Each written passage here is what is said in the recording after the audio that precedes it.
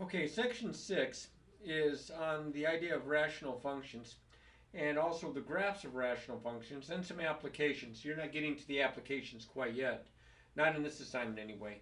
But they do talk a little bit about the graphs. Not that they ask you to graph them, because all the problems that I saw that were assigned indicated that you were to maybe at most match a graph with an equation or use your graphing calculator to see what the sketch of the graph would look like. But they also emphasize vertical and horizontal asymptotes. Now, when you have rational functions, and here's an example of a rational function. This is not one of your problems that are assigned.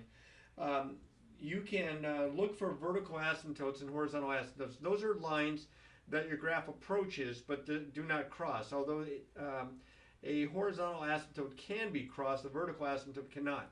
And the vertical asymptotes are found for the values that make the denominator equal to 0. So if I took x squared minus 1, set it equal to 0, and factored, and set each factor equal to 0, I would get x equal 1 and x equal negative 1. Okay, these are not only our restrictions on the graph, because see, our graph can't have a 0 in the denominator. If you plug in 1, you'll get 0. If you plug in negative 1, you'll get 0. But those x equals 1 and x equals negative 1, those are equations of vertical lines.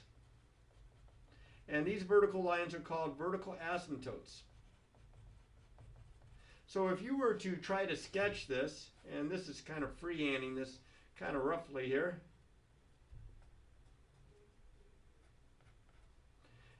Right off the bat, you could draw in, and we usually use dotted lines to represent the asymptotes. They're not part of the graph, but they help us with the graph. And our line, our function, will not cross these two vertical lines, these two dotted vertical lines, these two vertical asymptotes. We find those by taking and see what values make the denominator 0. Now, I didn't emphasize this because neither one of these makes the numerator 0. But if there's a value that makes both the denominator and the numerator 0, you don't have a vertical asymptote there. You have like what we call a hole in the graph. For example, let me change the problem here.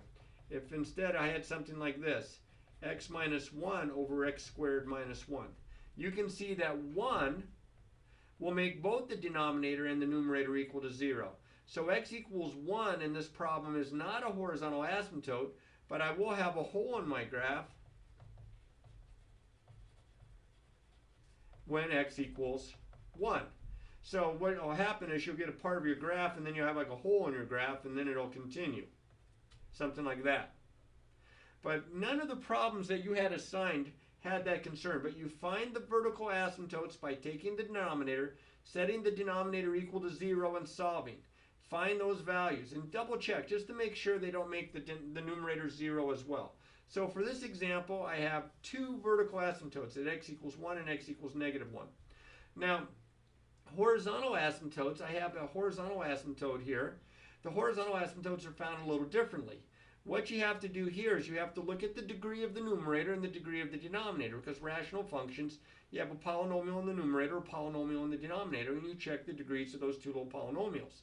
If the degrees are the same, and that's what's happening here, you see how this is degree 2 and this is degree 2? Then your horizontal asymptote, this is going to be kind of tricky, is equal. Now horizontal lines, remember, are in the form y equals a number. So your horizontal asymptote will be the ratio of the lead coefficients. This 2 and this 1. 2 over 1, which is 2.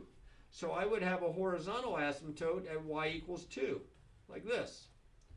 And then you see I have 1, 2, 3, 4, 5, 6 regions that are separated by those asymptotes. And my graph will be in 3 of those regions. Most likely it'll look something, this is just really, really rough, but most likely it'll look something like this. Okay? Because this is an even function. I do have symmetry to the y-axis. You can kind of see that coming with those x squareds. All right, now, if the degrees are not the same, then it's done differently. If the degree of the numerator is larger than the degree of the denominator, there is no horizontal asymptote. So if this was a 3 and this is a 2, then there would be no horizontal asymptote. There will be a slant asymptote, but I don't think you've discussed those yet. And sometimes slant asymptotes are called oblique asymptotes. You have an example of one that's a sign that has an oblique asymptote. I'll get to that in just a few minutes. If the degree of the numerator is smaller than the degree of the denominator, let me write this down. If the degree of the numerator equals the degree of the denominator, it's y equals the ratio of lead coefficients. You should write this down. If the degree of the numerator is greater than the degree of the denominator, there is no horizontal asymptote.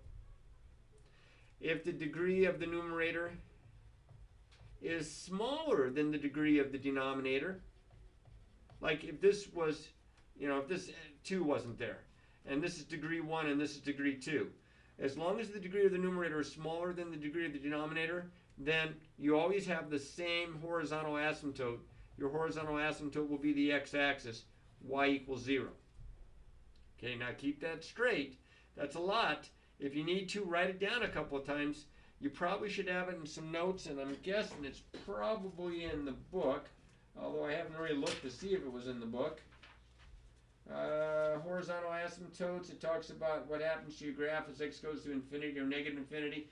It is. It's on page 191, and it's under where it says asymptotes of a rational function. 1 talks about vertical, 2 talks about horizontal. Okay, so here we go.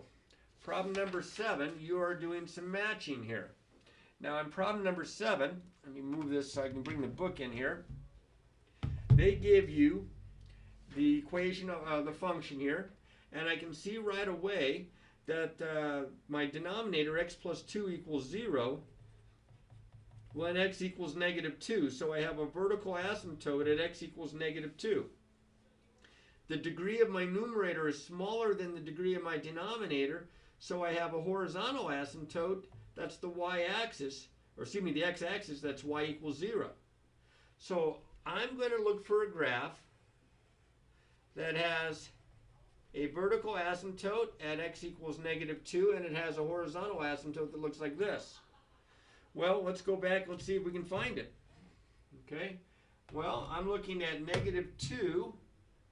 This one has a vertical asymptote. You see how your graph doesn't cross it at x equals negative 2, and at y equals 0? It's answer A. So number 7, I can tell just from these two things that my answer is A. Now, I could plot some points and try to come up with a sketch, but I think that's enough because the graphs are all different enough that you can tell from just looking at the asymptotes, at least in these 6 problems. In problem number 8, you see that your denominator is x minus 3. Well, x minus 3 equals 0 when x equals 3. That's my vertical asymptote. And notice here that the degree of the numerator is smaller than the degree of the denominator. This is degree 0. This is degree 1. So, just like in the last problem, I have a horizontal asymptote at y equals 0.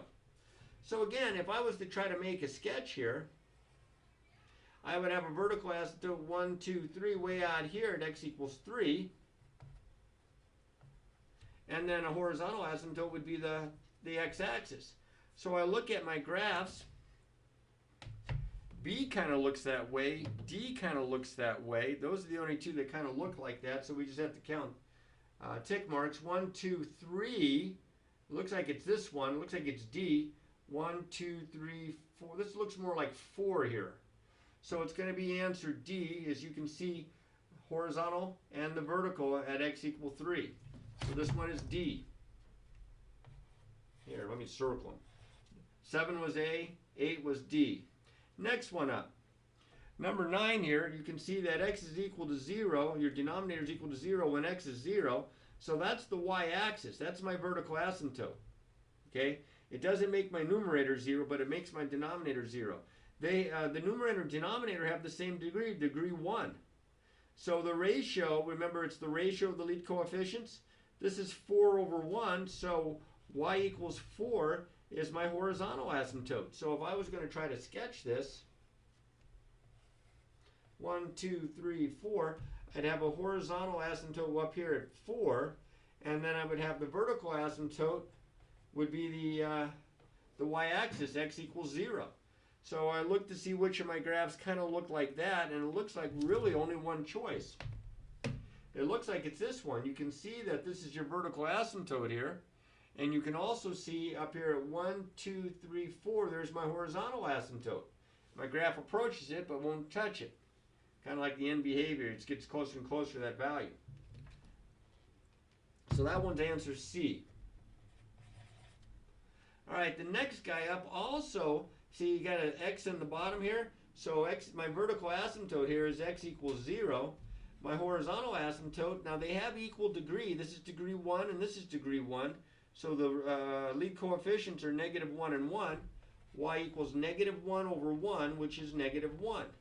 So if I was going to sketch this, y equals -1.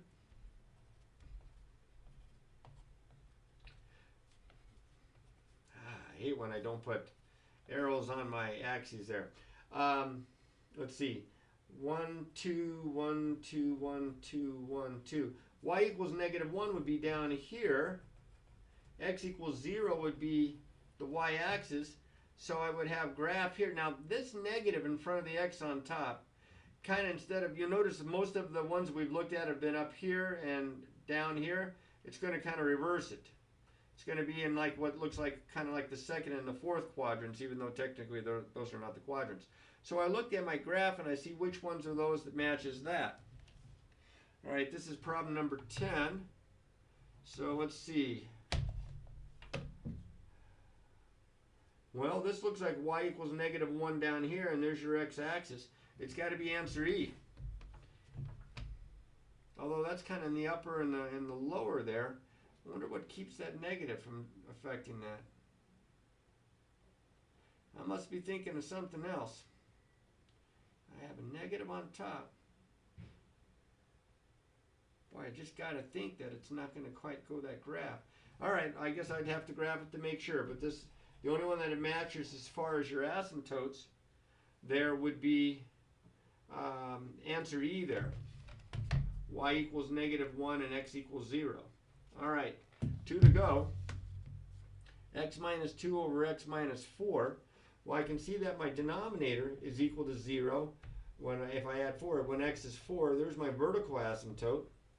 My degrees are the same, and my lead coefficients are the same. They're both 1s.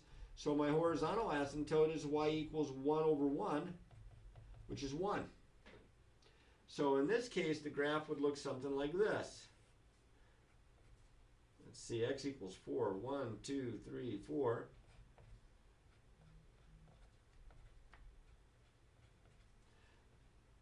So let's see, I would have x equals 4. 1, 2, 3, 4. It would look like this. And y equal 1, it would look like this. So I go and look at my graphs to see which one kind of looks that way. Let's see, it was y equals 1 and x equals 4. 1, 2, 3, 4, and y equals 1. I think this is it right here.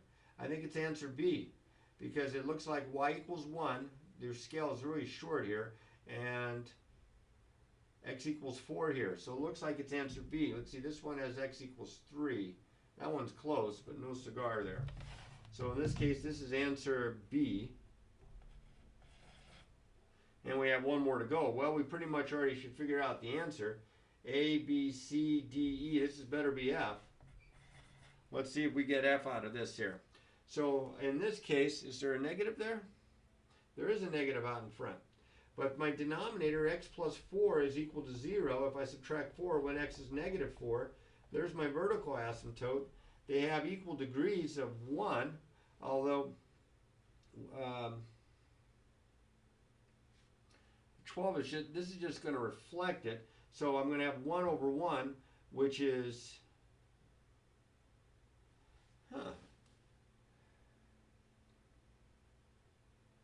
well, x equals -4. That's got to be answer F. But this negative here, this is like a -1 if I multiply through by the negative here. So this is like -1 over 1. So that makes sense. So that would be y equals -1. Almost got that one completely turned around. So x equals -4 be like this, and y equals -1. Getting sloppier as I go here. Y equals -1 would be like this.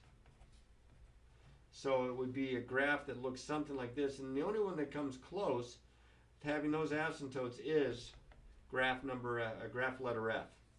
So that's all based on observation, looking at your x-intercepts and your vertical and your horizontal asymptotes. I didn't even bring in the idea of intercepts or anything else that has to do with the graph. All right, but these next problems have to do with the graph. It says f of x equals 1 over x squared. Find the domain, identify horizontal and vertical asymptotes. Then it says verify your answer to part A as far as the domain, both graphically by using a graphing utility and numerically by creating a table of values. Well, what they're trying to show you here is that you're going to have one value missing from your domain in problem number 13. See, x squared can't be 0, which means x can't be 0. So your domain would be everything but 0, from -infinity to 0 and from 0 to infinity. This is the first part. This is answer A. Okay, so they want you to verify that with a graph. What happens is if you graph this thing on your calculator, or if you just plug in some points and graph it, this is going to be really, really rough. And hopefully you're going to be able to see this, but your graph is going to look something like this. Now, that's one way to do it is with a graph, and you can see that the 0 is not used as part of the graph. However, it also says that you can use a table. So what they're talking about there using a table is you're plugging in numbers for x that are getting closer to 0, so like maybe -3, -2, -1, maybe even -0.5. 1, 2, 3, and seeing if these values are going to become unbounded. They're going to get bigger and bigger and bigger. Well, if you plug -3, remember you're plugging it into this. That's 1/9. This is going to be 1/4. This is going to be 1. If you did plug in -0.5, that's going to be 4. +0.5 is going to be +4, and then 1, 1/4, and 1/9. You can see that your values are starting to increase here as you get closer to 0. So it's unbounded. That's why you have a vertical asymptote here. Okay? Now that's a lot to come up with from a graph and such. You're better off getting your calculator, graphing this out on the calculator, and analyzing it that way. But your first part of your answer here for the domain is everything but 0, because you can't have 0 in the denominator. Now for part B, they want the horizontal and vertical asymptotes. Well, there's my vertical asymptote. X equals 0 which is the y-axis here, because you can't have 0 on the bottom. If you said x squared equal to 0 and solve, you get x equals 0. There's your vertical asymptote. Your horizontal asymptote, remember, you look at the degree of the numerator and the denominator. If the degree of the numerator is smaller than the degree of the denominator, like it is in problem 13, then it's just the x-axis, which is y equals 0. So there's part A and there's part B. All right, 14. This is kind of similar. You know, a sketch would come in handy on this one, but what we're going to start off with is first off find the domain. Well, x minus 2, okay, if I set that equal to 0, I get x equals 2. I can't have 2 in the denominator, so my domain is everything except for 2. So from -infinity to 2 parenthesis, and then union from 2 to infinity. Notice the parenthesis as well. We're not including the 2. This is part A. Part B, I have a vertical asymptote at x equals 2. I have a horizontal asymptote because the degree of my denominator is going to be degree 3 if I cube this out, and that's degree 0. It's going to be the x-axis. It's going to be y equals 0. Okay? If the degree of the numerator is smaller than the degree of the denominator, you always get the x-axis, which is y equals 0. That's your horizontal asymptote. Now, if you try to graph this thing, it's going to end up looking something like, this is going to be pretty rough here, but it's going to end up looking something like this. 1, 2, you're going to have a horizontal asymptote.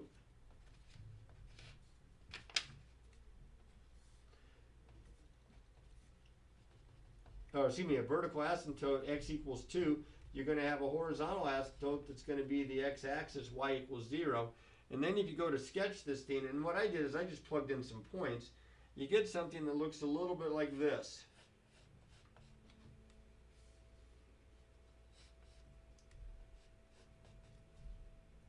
And you can see here that indeed x cannot be 2. It is not part of your domain.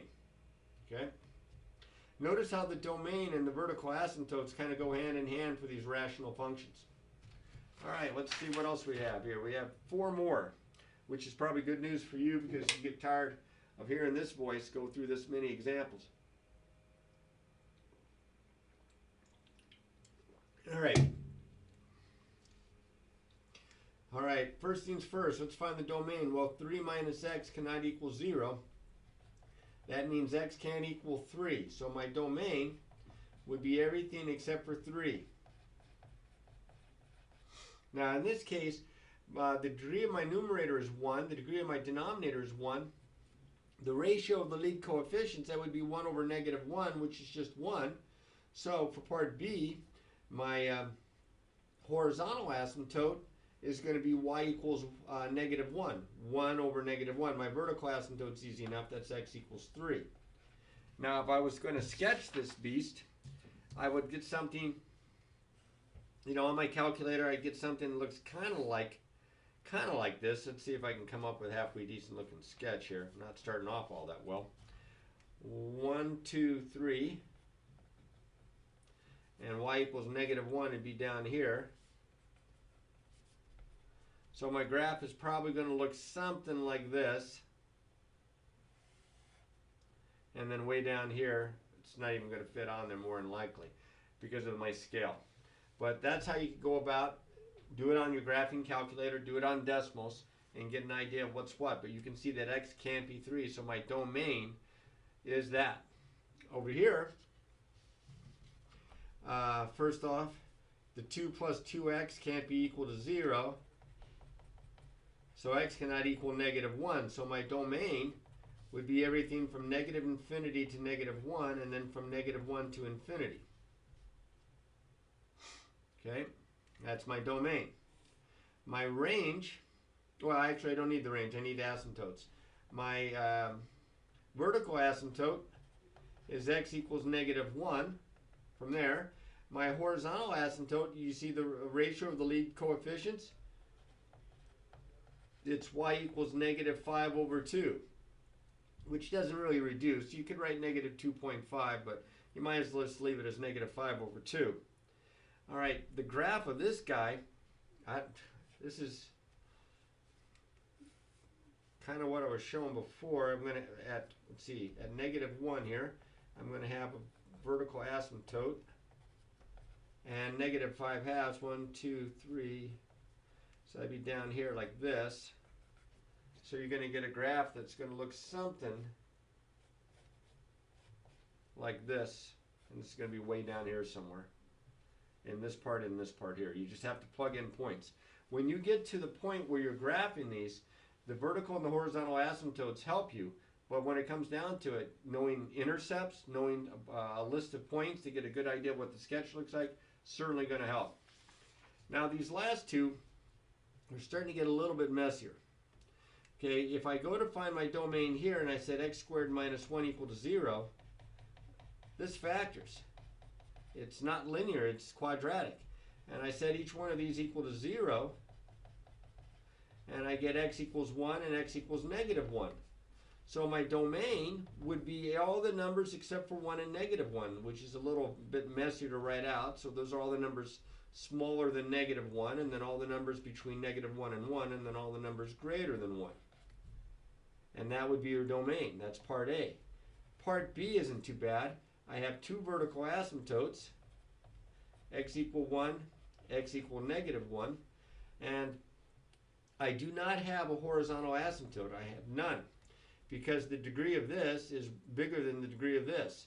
Because it's 1 bigger, This will have an oblique asymptote, and I'll show you that with my graph here, because I think, if I'm not mistaken, I programmed my calculator here. Yeah, that's the first one right there. Let's see what the graph looks like. Okay, now I know that that's kind of tough to tell what's going on, but there's your two vertical asymptotes at x equals -1 and x equals 1. And they didn't put it in here, there's no line, but there is an oblique asymptote. I believe it's y equals 2x, goes right through the origin. And you see how my graph kind of curves. It does go through my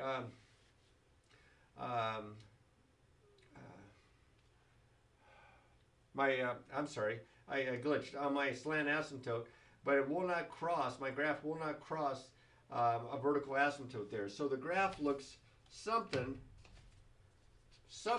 like this. I don't know if you can see it very well on my calculator.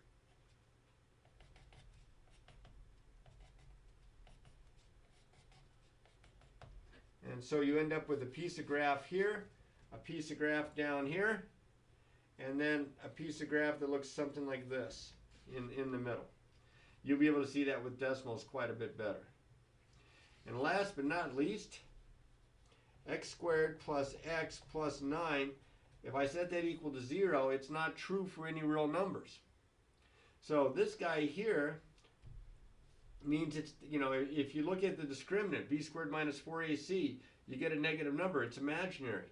The only x's that make this equal to 0 are imaginary numbers, and they're not part of the real number system. So when you're talking about a graph, you're talking about real numbers. So in this case, my domain has no restrictions. My domain would be the set of all real numbers from -infinity to infinity. I can plug any number in a 1. My range, did it again. My asymptotes, since this can't equal 0, I have no vertical asymptotes. Since the degrees are the same, I take the ratio of the lead coefficients, and that would be horizontal asymptote at 3/1, or y equals 3/1, which is y equals 3. Now, if I'm not mistaken, I plotted this one in as well. Let me see if I can get it set up for that. Okay, I think this is it. It's the second one there. Let's see what the graph looks like.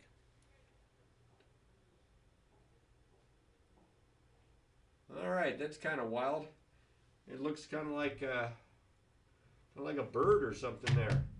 It kind of goes like this and like this. All right, y equals 3 would be an asymptote up here, above, rather than below. You have an asymptote up here. It's not drawn in, but your graph gets closer and closer. Let's see if you can see that with my fingers. It gets closer and closer to a y value of 3, but doesn't equal y value of 3. Let's see if I can sketch it with the darn here. 1, 2, 3.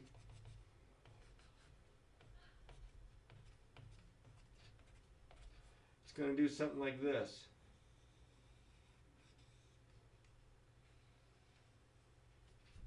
So it gets closer as x gets bigger, or as x goes to -infinity, it gets closer to y equals 3, but it never crosses that particular line.